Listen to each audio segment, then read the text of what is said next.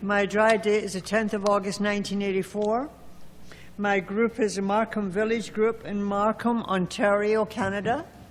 I have a sponsor, and I sponsor, and I'm an active member of my group, and I'm an active member of Alcoholics Anonymous.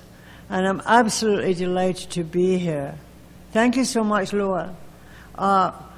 Lowell, excuse me, is that God shining in my eyes? What is that? What is that? Can we have that off, please, darling? I don't know if it's... I want Lowell to hear what I'm... Thank you so much. I would like to thank Lowell so very much for having the courage, the kindness, the love, and the dedication to put on something like this. This is quite admirable.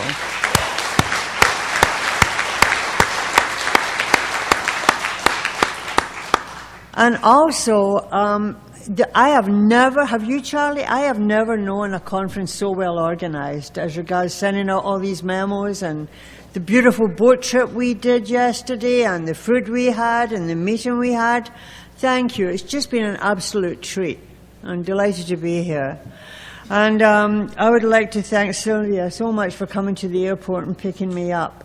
That takes dedication and courage, and you know. And I'm very grateful to you, and you've been wonderful all weekend. Thank you. Thank you. And I'd like to thank our wonderful hostess here, Terry. Thank you, doing a good job. And the speaker last night, I want to thank Will Brighty. Your drumming was amazing. Thank you.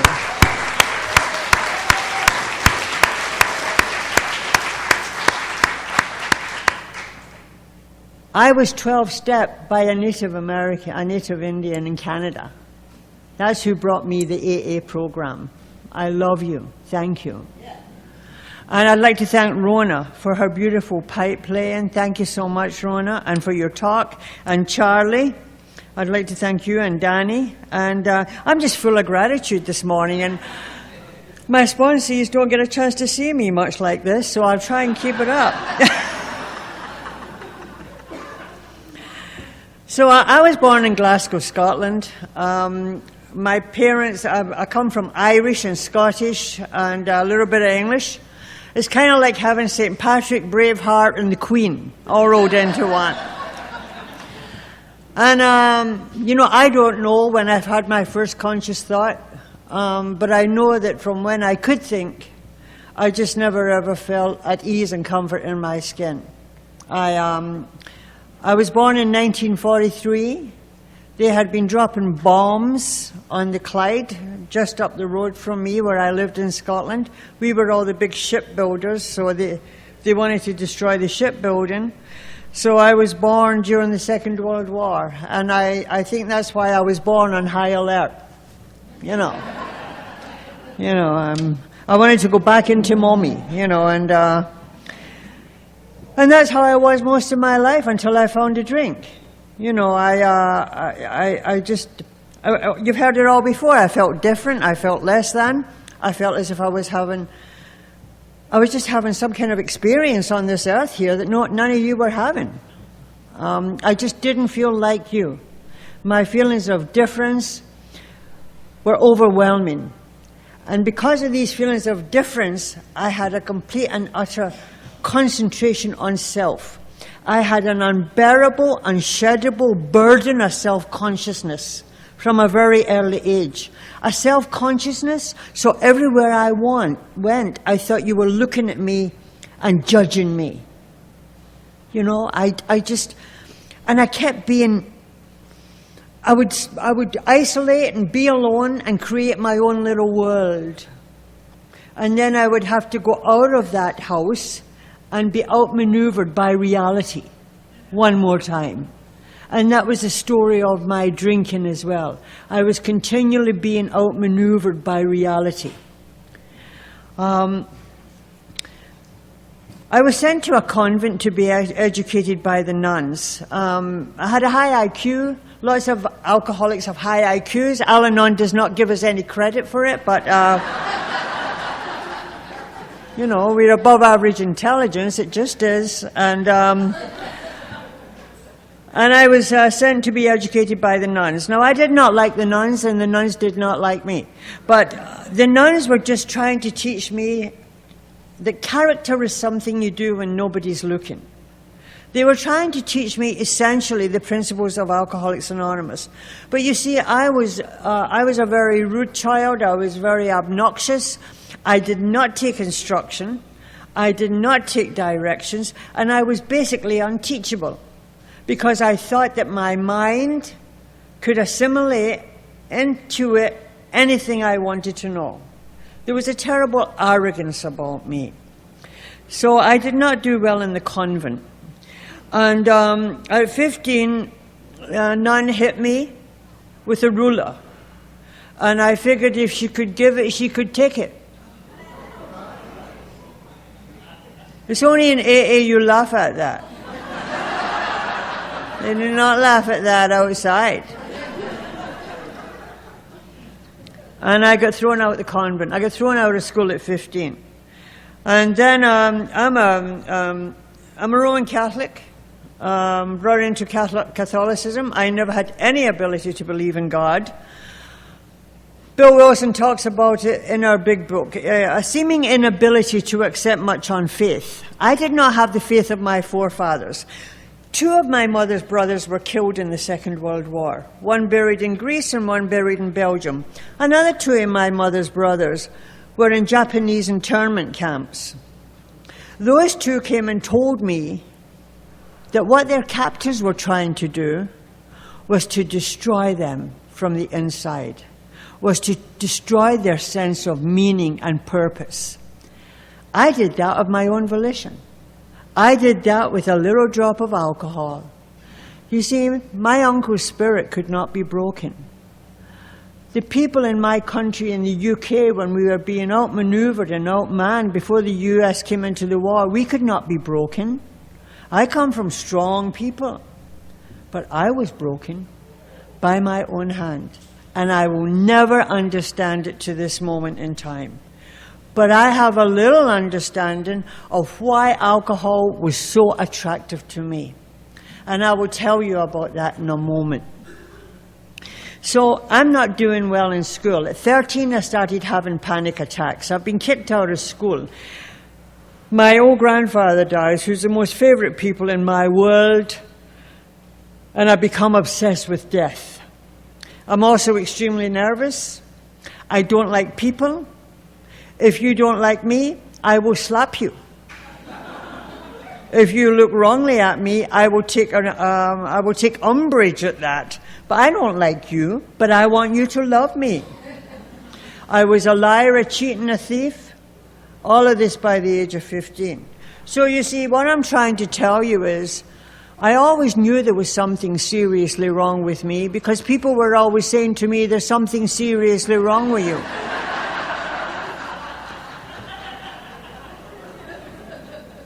And I didn't know what it was. You know, I didn't know what it was. And I remember at age 16 going out on my first date, and I don't know if the American men are like this, but in Scotland, when you go out on a date with a man, a boy, he wants a reward at the end of an evening.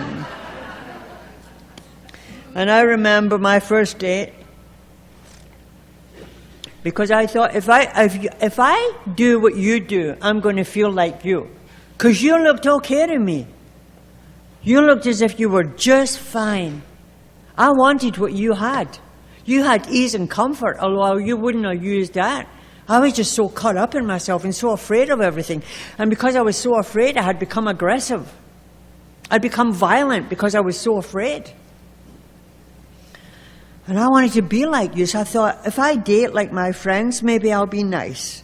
So, at the end of the night, this guy is getting very passionate with me. And I'm kind of a detached watching him, thinking about myself. And I said to him, at the height of his passion, what do you think about death?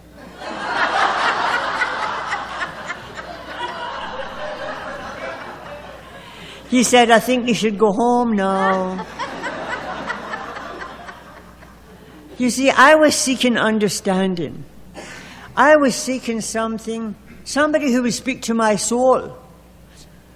So that's what happened to me when this man, Stan, all those years later, spoke to me. We came from a different environment. We came from a different heritage. We came from a different country. And yet he spoke to my soul. He spoke the language that I had always been looking for. So I eventually went down to London, England, and I joined British Airways, which was BOAC. I'm flying all over the world. It was not a good career choice. I'm claustrophobic. I'm up in a plane with all these people. I don't like people.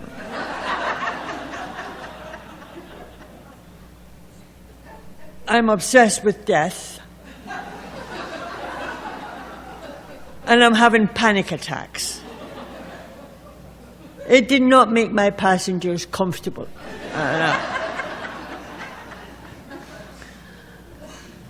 And I remember going to a psychiatrist. I was 21 years of age. I'd been having all of this really panic attacks and everything since I was 13. I was worn out. You see, I tried to explain to my family, but my family are a few bricks short of a load. I think it's just all the Gaelic, you know, the Scots and the Irish. You know, I have an aunt and she can be sitting having a cup of tea and all of a sudden she freezes in time. And the neighbours will come in and say, what happened to her? And my family will say, she's just away, she'll soon be back. Nobody ever knows where she goes, you know. And so they're not the brightest in the block. And so I told them about these panic attacks and the obsession with death, and they told me that everybody feels like that. Well, everybody did not feel like that. So I went to a psychiatrist at 21 and tried to describe, essentially what I'm describing is the precondition to taking the alcohol. You see, our problem in alcoholism centers in the mind. And it is my opinion that we have a predisposition that will eventually enforce me to take a drink, provided that drink I take is giving me the relief and the ease and comfort and the degree of whatever it is I'm looking for. If it doesn't do that, I won't drink it. So I had this precondition. Now, we're not all like that. It says in the big book, there are those too who suffer from grave mental and emotional disorders, but many of them do recover if they have the capacity to be honest. Some of them are sicker than others. You know, you could say my mind was sicker than yours. You could also be sitting saying, nothing wrong with me till I took a drink. I would like you to check that out with your sponsor, you know. Because usually there is some nervous disorder, some personality problem that has been going on long before we drank. It just might look different in each of us. And I went to this psychiatrist and he couldn't help me because I had limited verbiage about what was going on with me. And he just said, what's your last name? I told him. He says, it's Irish. You know, he said it's supposed to be, and I don't know if it's true, he said, but it was said that Freud said you couldn't psychoanalyze the Irish mind. You know, Ireland's an open-air asylum, you know. So he couldn't help me. At 23 years of age, I decided I'd get married. That was going to be the solution to my problem. I have been married since with alarming regularity. And it has never solved my problem. But I didn't know this, because one more time I'm trying to do what everybody else is doing. I met a man, he was a lovely man, he was a cultured man, very nice man, had money, I married a nice man and he married a figment of my imagination. And he took me to live in Kingston, Jamaica. And in Kingston, Jamaica, I had everything that money could buy. I wanted for nothing. And after the first year, my first son was born. And I looked at that child and I thought, how am I capable of creating something this perfect? This child is so beautiful. And 2 weeks after he was born, I'm looking at him and loving him, and then I think I'm going insane. Anybody in here had panic attacks? Is it not isolating? And I think you can, this time with me, when it started, I thought, this time I'm going to go mad and I'll never come back. It just was overwhelmingly vast to me, the feeling that was coming over me. Now, people have told me later I was probably going into postpartum psychosis. I don't know if that's true. I started seeing red lights, and they brought a doctor and he wanted to give me an injection. And a friend of mine says, give her a drink. I was 25 years old and I'd never had a drink. And Jamaica has 151 proof rum. It is beautiful.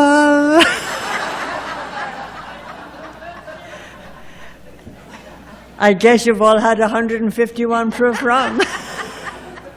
Sweet memory. How sweet it is, right? And I don't know what happened. I don't know if it was the first drink, the second drink, or the third drink. But for the first time in my life, my skin fit. That's all. It took away all those gobbledygooks, all the goalies that had been haunting me all my life. It would deep down inside of me like a piece of velvet. And it wrapped itself around every raw nerve ending I had been walking around for 25 years. And it was only when I read Dr. Silkworth that I realized that what it gave me was what I had been seeking all my life. Alcohol gave me a sense of ease and comfort hitherto unknown to me. I had never experienced that degree of comfort in my 25 years. I didn't care, and I loved you all. You were no longer threatening to me. And because of that wonderful feeling, which of course is not real, but I think it is, and I have read that it's only in 6 or 7% of the population of the world that get that reaction to alcohol. And if I didn't get that reaction, I wouldn't drink it.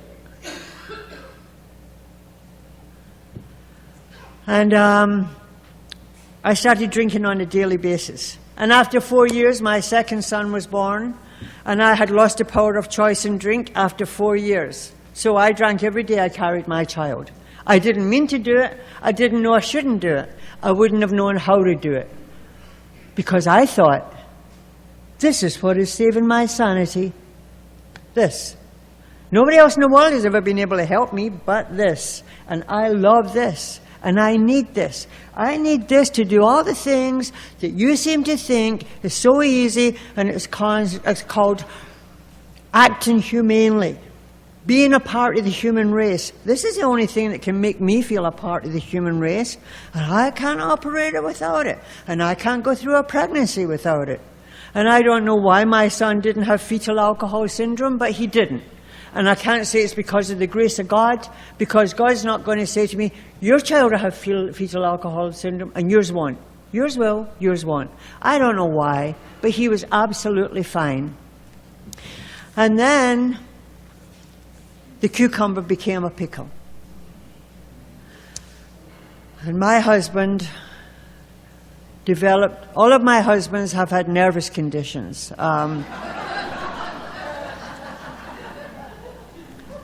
And he'd take me to the country club in Jamaica, and all these people who used to invite me to their parties and be so happy to see me, now they're saying, Mary, I'm having a party, please don't come.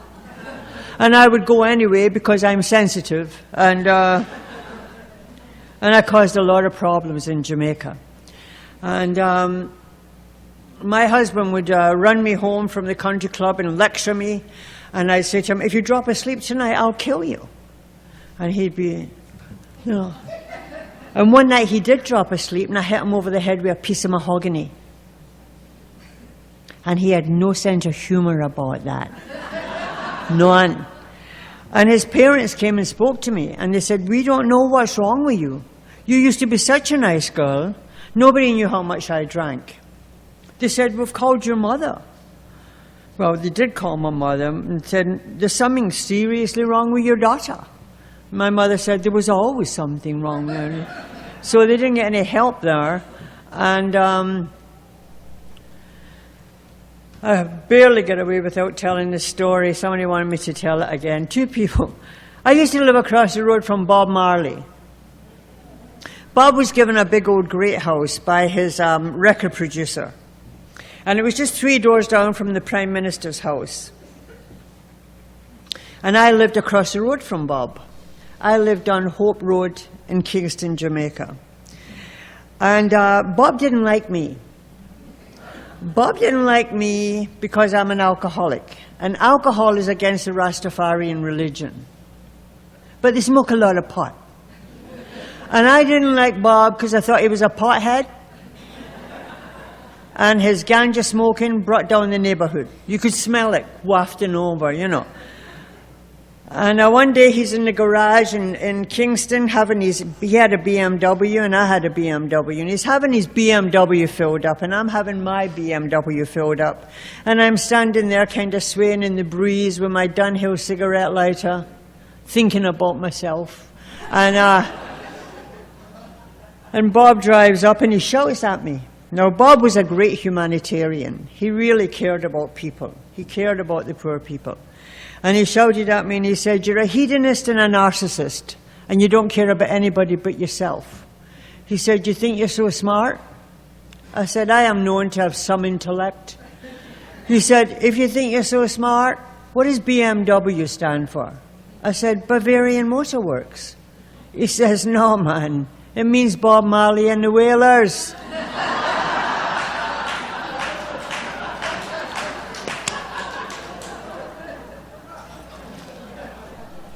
But he was right. I was a hedonist and a narcissist.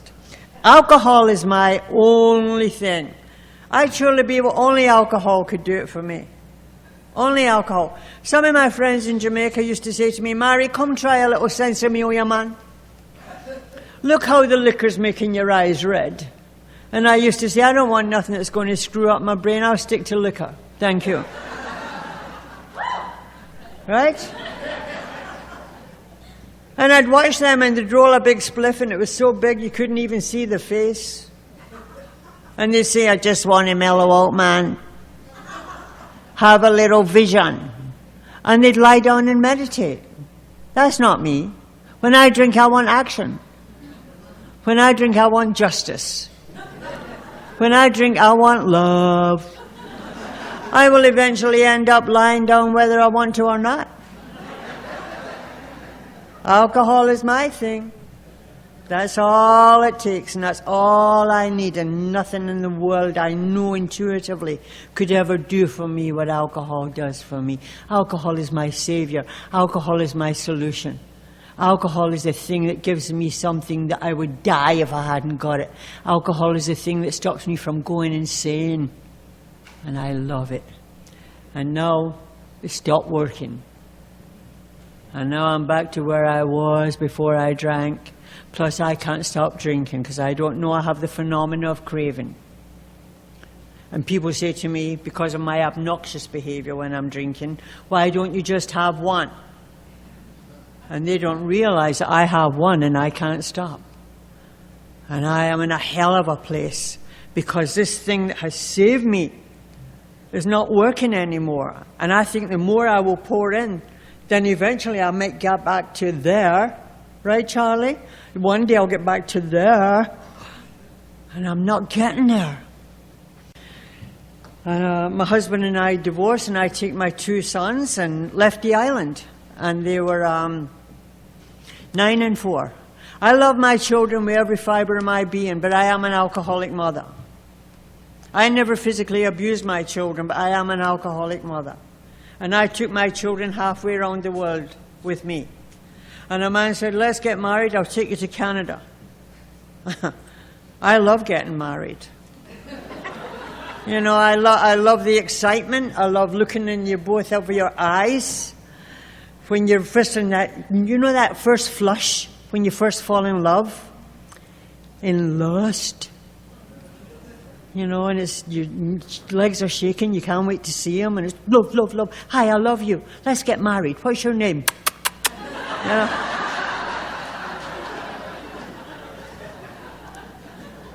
And that's what would happen to me. I'd fall in love, and him and me are like Velcro. And we get married. Because I'm a Catholic. I've got to marry them all. And then after about 3 or 4 weeks of married bliss, I can hear him breathing 3 doors down. You know, did he always breathe like that? You know. Nothing is wonderful after you're used to it. But I want something to be wonderful all of the time. And it doesn't. It's not. And then I'm so selfish, I send him away. So this nice man married me, took me to Canada. I'm living in Alberta. I'm living in Calgary, Alberta. By this time, I'm shaking so much I can't get my drink up in the morning. I want to be sober for my kids, and I can't get sober. So I realize I have a Valium deficiency. I get a job as a pharmaceutical rep. My territory was southern Alberta, Saskatchewan, and southern British Columbia. Big territory. I'm a blackout drinker on the road. The police got to know me by name. Way back then, they didn't lock you up for drinking. At least not me, they didn't. And they'd just be kind to me. And eventually I sent that nice man away because that's what I do. I'm selfish, self-centered, and self-will-run right. I don't want to hear him breathing around me anymore. It's time to go. And now it's just me and my 2 little boys. My sons saw things that no innocent child should ever see. This is a dreadful illness. It makes you do things you don't even know. You don't even remember what you've done. I wanted so hard not to drink for my little boys, and I could not drink. My son, sometimes I'd say to my sons, I'm going out to get milk. And I'd go to a bar. And I'd say, I'll have 1 drink, because I don't want them to see me drinking anymore. And of course, I can't have 1 drink. I'll wake up at night lying on the ground in the toilet. And then I'll take somebody home. And then my children will wake up through the night, unbeknownst to me. They'll see a stranger there. The next morning they say, Mommy, who was that man that was here last night? I say, there was no man, son. You were dreaming. You were dreaming. I had my son question their reality. So much so that my eldest son became an altar boy just to get through my drinking. I drive with him drunk in the car. I so wanted to be a good mother. I remember one of my boys said to me, Mommy, can you cook some Jamaican food and bring it to school? I said, I will. And that morning I got up, I said, I won't drink. I'm going to cook this Jamaican food and take it to school for my son. And life became unbearable after about half an hour. And now I know I'm going to go mad if I don't have a drink. First of all, I'll try a Valium, but the Valium's not it. Now have a drink. Okay, I'm cooking and I'll have to have another drink. How am I going to carry the plate from here to the school? How am I going to drive? I better have another drink. And I get to school and my son said, I told you my mommy was bringing Jamaican food. And I fall down drunk at his feet. And the food goes all over the classroom. And my son is looking at me with the eyes of the child of the alcoholic. The broken promises and broken dreams. One more time. And I don't mean to do that. And then, has anyone in here ever suffered from alcoholic telephonitis? Alcoholic telephonitis is a phenomenon that never attacks in the day. It usually approaches around midnight. when you're sitting alone with your jug and you want to call somebody and tell them how you've been screwed by the world. But you don't want to call anybody nearby because they might come and spoil my isolation. So I call other countries. I forget there's a time change. My family get up out of bed and say hello, and I pass out. And eventually my 2 aunts came and put me in detox. In detox, it was just me and 5 native Canadians. In Calgary detox in 1977. I was having alcoholic seizures. I was having DTs. And these wonderful men would hold my soup to me and my coffee to me when I was shaking too much to hold it by myself. When I had a seizure once, they put a belt between my tongue and my teeth to keep me from biting my tongue off. They told me that they drank because their spirit was broken. And I realized at some level my spirit was broken. They said they were in to dry out for the summer, if they could just get a sober summer. And I began to realize that there was a band of alcoholics just like me. But I didn't understand the nature of the illness. And when I got out of there, nobody had told me about AA. And my son wrote, I said, we'll go back to Jamaica. You see, like Bob Marley wrote about it. He said, we're running and we're running and we're running away, but we can't run away from ourselves. Everywhere I go, I take myself along. I think if I change people, places, and things, then it will be good for me. But you see, what has to change is me. Me. I am the problem. But I don't know that. It's always him. It's always that place. It's always that mountain. So I go back to Jamaica. And unbeknownst to me, my son had written to his daddy. He was 11 years old when he had to write this letter. That no boy should have to write at 11, except for children of alcoholics. He writes this thing and he says, Daddy, when we come back to Jamaica, we're supposed to be with you for a week, but we don't want to stay with Mommy anymore. She's going to kill us driving drunk. I love Mommy, but I don't want to live with her anymore. And I didn't know this. And I go back to Jamaica, and the father said, can you have them for a week? And they're gone for 13 years. 13 years without my children. My heart's cracked. It will never heal again. It's cracked. And I had my first suicide attempt.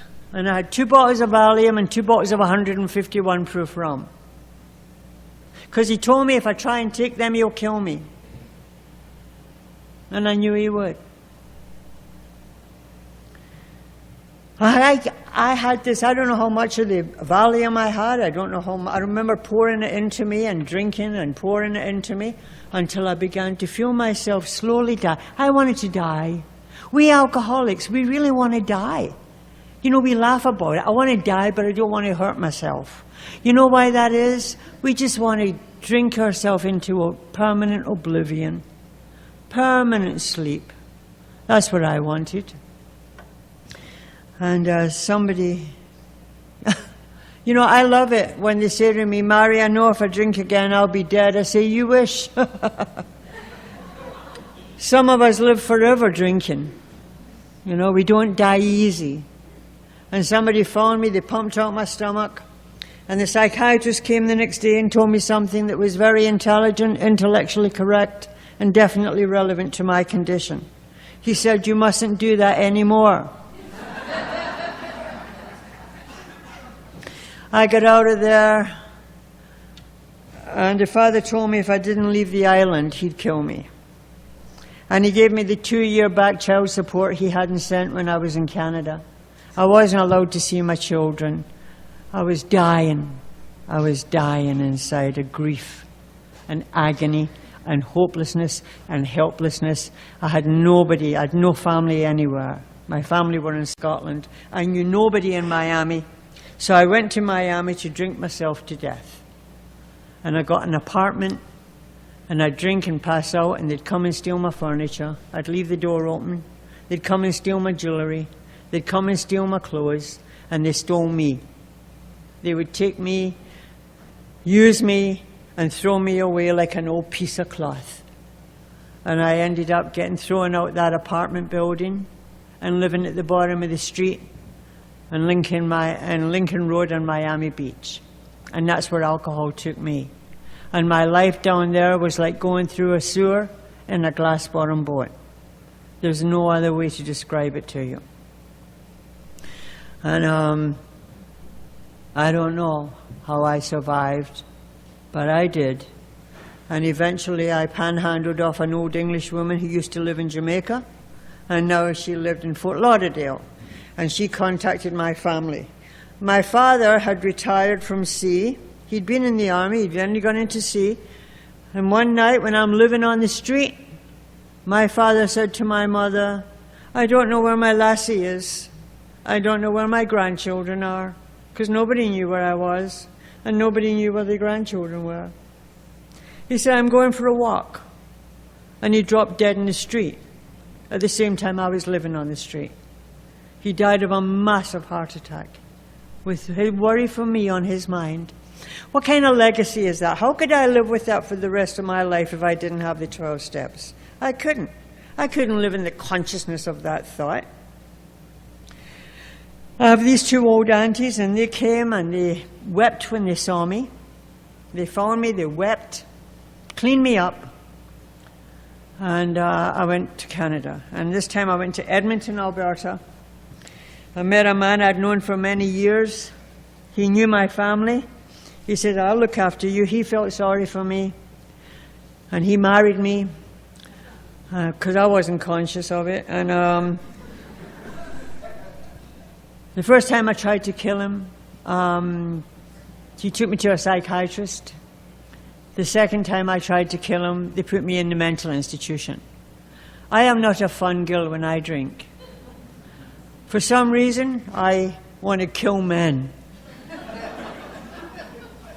I don't know why. Just seems like the right thing to do.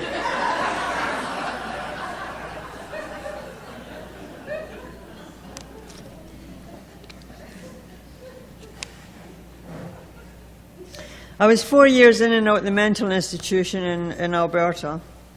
And, you know, I was treated as a manic depressive. Alcoholism looks a lot like manic depression. And I was on lithium. Anybody here ever been on lithium? Anyway.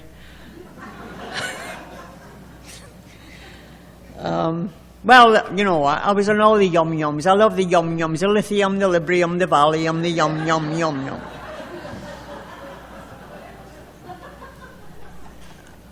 Now, they used to bring AA meetings into the institutions. And they'd send me to these AA meetings, but I never ever heard anything because I was so filled with drugs, prescription drugs. But the last time I was taken in there, I was taken by the police. And I was in a lot of trouble with the Alberta government. But also, because I had this big psychiatric record, they had to take me in there and get me stabilized, and before I went to court. And eventually my psychiatrist said to me, "Your lawyer has asked me to write something to keep you out of prison." And he let me read it. And he said, "I've been treating this woman for 4 years, and it's my opinion that she has 3 major psychiatric illnesses. 1, she's a chronic alcoholic. 2, she has an abnormal personality.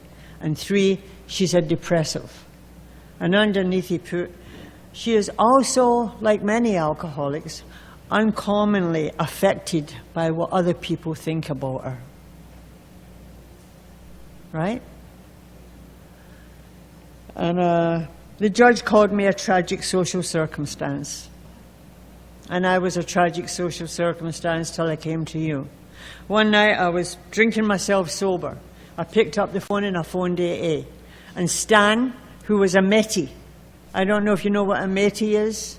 It means he's French, native Canadian. M-E-T-I, Métis. And Stan had 28 years sobriety. And he 12-stepped me. And he told me, he came and 12-stepped me at 3 o'clock in the morning. And he told me his story. And I thought, my God, this man is talking about things I've been thinking about all my life. And we're so different. He's talking about my soul and my heart and my spirit. And I said to him, Stan, I understand. He said, tell me about you. I said, Stan, I know I'm an alcoholic, but I'm also nuts. I have a psychiatric report that says I'm nuts. He said, Mary, the 12 steps of Alcoholics Anonymous is like 12 adjustable wrenches. They fit any nut that comes through the door. And those are words of wisdom. And I had one slip. My dry date is the 10th of August, 1984. On the 9th of August, 1984, Stan and some others, they were taking me to a meeting. I was trying to stop drinking. They told me I was shaking so much, strangers were waving back at me. And that night, a little girl spent the night with me, and she said to me the next day, I'm going to leave you because my sponsor says you're a loser because you drank again, and I only stick with winners in Alcoholics Anonymous. But before I go, I'm going to ask you to kneel down and say the third step prayer. I said to her, I think of nothing. I kneel for nothing. And then something said, think of your children's eyes. And what I thought about was the previous Christmas, I'd got out of the mental institution. My ex-husband said I could come and have my kids for a week in a hotel in Jamaica. They were so excited because they heard I had another nervous breakdown. I said, what do you want me to bring? And they told me. And my ex-husband said, I'll have somebody bring them to the airport when you land in Kingston, and then I'll come and check on you throughout the day to make sure that you're not drinking. And you can have the boys for 5 days. I got on the plane in Edmonton. I got off in Toronto and I bought a bottle of vodka. Between Toronto and Kingston, Jamaica, I drank the bottle. When I got off the plane in Kingston, Jamaica, my sons were there saying, Mommy, and I dropped down drunk at their feet. And the person who brought them said, you won't be seeing your mother this trip. And my children are walking away and looking over their shoulder at me with the eyes of the child of the alcoholic, the broken promises and broken dreams. And that's what I thought about. And I felt a despair and a mea culpa so vast that it was transformative. Mea culpa. And I knelt down and I held her hands and I said the third step prayer. God, I offer myself to thee. To a God I didn't know what I was praying to. And from that moment to this, I've had no desire for a drink. I believe that some unmerited gift of grace was given to me. And I got very active in AA. And Bill Wilson was my higher power. And the old timer said, Mary, they told me a few things. They said, take the cotton batting out of your ears and stuff it in your mouth. You can't speak for a year because you don't know anything. Your best thinking got you to the street. You got to take instruction, resign from the debating society. Get a big book, get a sponsor, get active. Can you do all of that? Can you? When I came into Alberta, into meeting in Edmonton, I don't know if you know about Alberta, but it's oil country. A lot of oil in Alberta.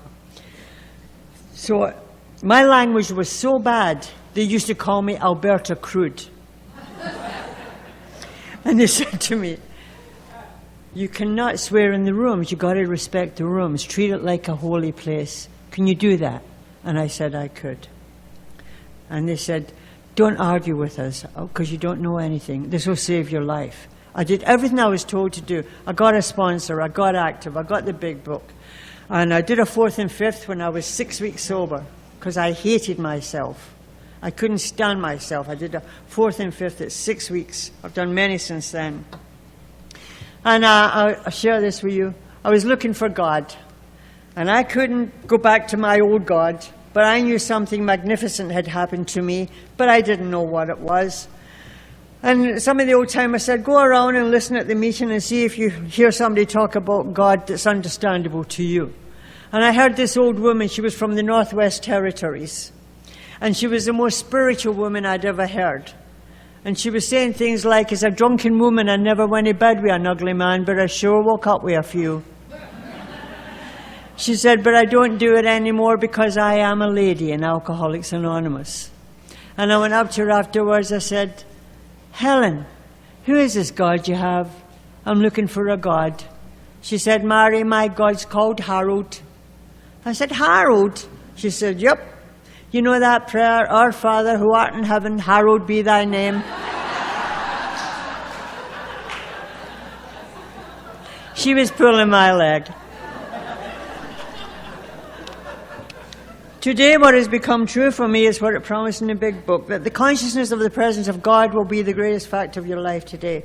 Without God, I am nothing. Without God, I wouldn't be able to go on a plane, I wouldn't be able to travel, I wouldn't be able to live life. I did everything I was told to do. I moved to Toronto. My eldest son came to school for a year. I went up and down to Jamaica, made amends. I did everything my sponsor told me to do. Nothing was too much for me. I got married in AA. You know, I met a man in AA, and, you know, I was 2 years sober, and the old timer said I could have a relationship when I was 2 years sober. And one day I looked down the room and I saw him, and I just know God had sent me my reward. And I used to look at him in the meetings when I was reading How It Works, and I could imagine Bill and Bob up in heaven with Carl Jung to the side, beside the circle and the triangle, beaming down on John and me, saying, bless you, my child. And I knew that John and I were going to wander off when Boy Meets Girl on AA campus. John and I would wander off into sobriety, into the sunset. It was a very beautiful vision. I was 2 years sober, he was 5 years sober. I shared it with my sponsor, who had no romance in her soul. When I shared this vision, she said, don't get married, you're an emotional retard. And I knew she was jealous.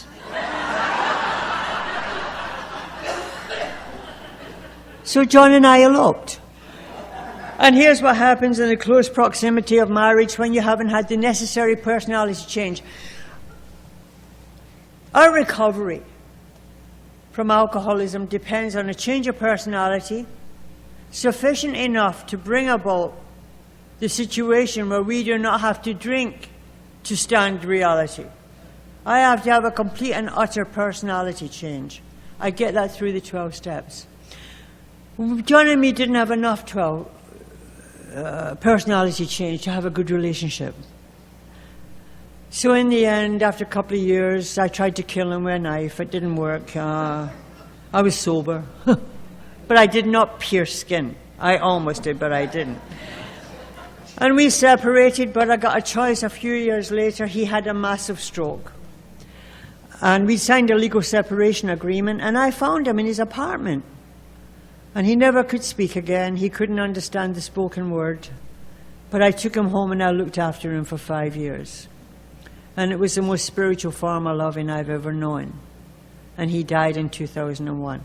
I got a chance to make amends because both my parents were dead. God will give you a chance if you tell God you are willing. My sons came back to me after 13 years. We lived together. I sent them off to be self-supporting through their own contributions. And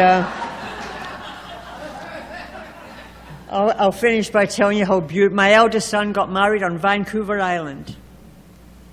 And he called me and he said, Mommy, Daddy's flying up from Jamaica.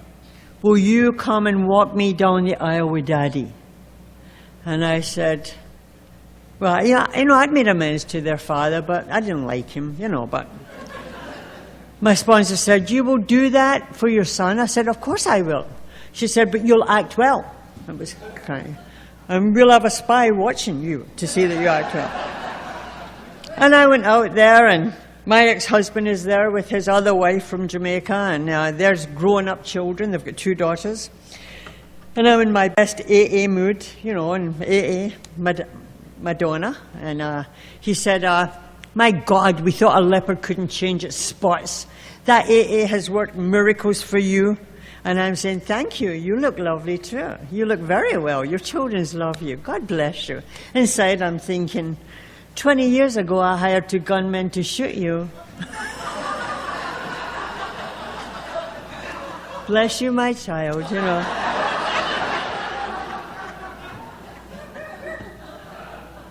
And I behave well. Because you see, in AA, you can think what you like, but you got to act right. And then my youngest boy got married in a Ukrainian church in full Scottish dress and danced with me to a tune called Mama. And they've given me 5 grandchildren, and my sons call me all the time and tell me how much they love me. And they say anytime they feel down, they think about from where I have come. And they just pull themselves up. And they're wonderful children, and my grandchildren are wonderful. Last year I took my 2 eldest granddaughters to Scotland. We walked on the old earth, the old soil that my grandparents have been walking on for thousands of years. We walked there. We walked there, and I walked it sober. And I'm so grateful for that. And today I have the best life ever. I love Alcoholics Anonymous. There's a lot of people trying to change Alcoholics Anonymous. A lot of people are trying to make it something it's not. You tell me, what has to change in Alcoholics Anonymous? Huh? Let me hear you. What has to change? Thank you. Nothing. This is a gift that was given to us by God to Bill and Bob in 1935. And if ever you're feeling a wee bit sorry for yourself, or a wee bit down, you think about Bill Wilson when he didn't have one person to talk to about sobriety for 6 months, all alone at the Mayflower Hotel. When he decided he was going to look for somebody to talk to, another drunk. That man sacrificed everything just to give us God's grace. And people are trying to destroy it. We alcoholics, this is for Alcoholics Anonymous. This is all it's for alcoholics. And I'll just share this with you and then I'll sit down. Treatment centers are sending pure drug addicts to Alcoholics Anonymous. Now, we have dual addicts who come here, and they're wonderful. You know, they talk about alcohol in here, and they talk about the drugs at CA or NA. We have a singleness of purpose here. Not because we're unkind, not because we don't want to help people, but because it's the only way we will have survival. That's all. And not only that, but as Bill Wilson wrote in 1955, he wrote Problems Other Than Alcohol. He said there is no way to make a non-alcoholic addict into an AA member. If we try that, we'll kill them. We're killing people, you know, trying to make them believe that we have the answer to everything. We don't. We're limited. I only have a message for you that if you're an alcoholic. If you're not an alcoholic, I don't have a message for you because I've never done a drug. I only know about alcoholism. That's all. So all I'm saying is we are not unkind. We don't want to hurt anybody. I've seen people die trying to fit themselves into this program that do not belong here. We're doing them a terrible disservice. So I am so grateful I'm here. I'm grateful to Bill and Bob. I'm grateful for the people that have been here before me. I'm grateful for the great sponsorship I have had. I'm grateful for my life, and I want to thank you. Because it's my opinion that the United States of America it's only in the United States of America that Alcoholics Anonymous could have been born. Because it's only in the United States of America that they had the freedom of religious thought to allow for a God of your own understanding. So the world has to thank you, America, for giving the world Alcoholics Anonymous. Thank you so much.